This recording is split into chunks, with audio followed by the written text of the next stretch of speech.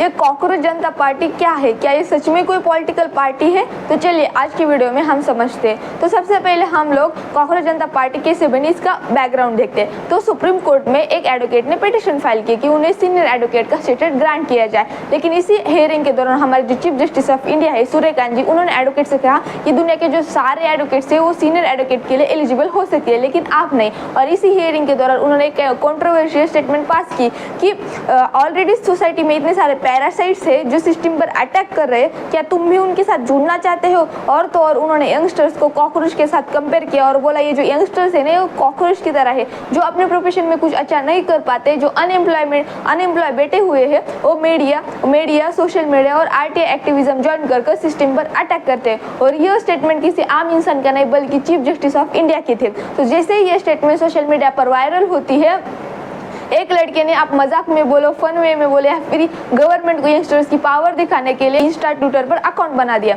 और लोगों ने भी मीम्स वीडियो एडिट्स के थ्रू भरपूर सपोर्ट दिया और बहुत गवर्नमेंट को बहुत क्रिटिसाइज किया। तो टेक्निकली देखा जाए तो कॉकरोच जनता पार्टी कोई पॉलिटिकल पार्टी नहीं है। और जैसे ही जस्टिस ऑफ इंडिया इसके ऊपर क्लैरिफिकेशन देते हैं कि मेरा इंटेंशन जो हमारे यंगस्टर्स है उन्हें कॉकरोच बोलना नहीं था, बल्कि वो उन लोगों की बात कर रहे थे जो फेक डिग्रीज लेकर प्रोफेशन में एंटर करते, लेकिन यंगस्टर्स को कॉकरोच के साथ कंपेयर करना कहाँ की सही बात है। और अगर हम लोग जहाँ पर बात करें अनएम्प्लॉयमेंट की, तो अनएम्प्लॉयमेंट के लिए सिर्फ यंगस्टर्स को ब्लेम करना सही बात नहीं है, क्योंकि जॉब अपॉर्चुनिटीज क्रिएट करना, एजुकेशन सिस्टम को डेवलप करना ये गवर्नमेंट और इंस्टीट्यूशंस की रिस्पॉन्सिबिलिटी होती है। और अगर कॉलेज में प्रैक्टिकल नॉलेज और स्किल डेवलप करने की बजाय सिर्फ थ्योरी रटवाई की जाएगी तो रियल वर्ल्ड में जॉब्स के लिए यंगस्टर्स को स्ट्रगल तो करना ही पड़ेगा ना। और जहाँ पर हम लोग बात करते हैं फेक डिग्रीज की, तो आज इतने सारे पेपर लीक्स हो रहे हैं, एजुकेशन सिस्टम्स में करप्शन हो रही है, उसे तो गवर्नमेंट रोक नहीं पा रही। तो ऐसे में जो डिजर्विंग और हार्ड वर्किंग स्टूडेंट्स होते हैं वो पीछे रह जाते हैं और अनडिजर्विंग स्टूडेंट्स आगे निकल कर प्रोफेशन में एंटर करते हैं। तो ये तो सिर्फ बात हुई कि यंगस्टर्स की जो डिग्रीज लेकर बैठे हुए हैं, लेकिन उनका क्या जो इस देश को चला रहे हैं, जिनका क्रिमिनल बैकग्राउंड है।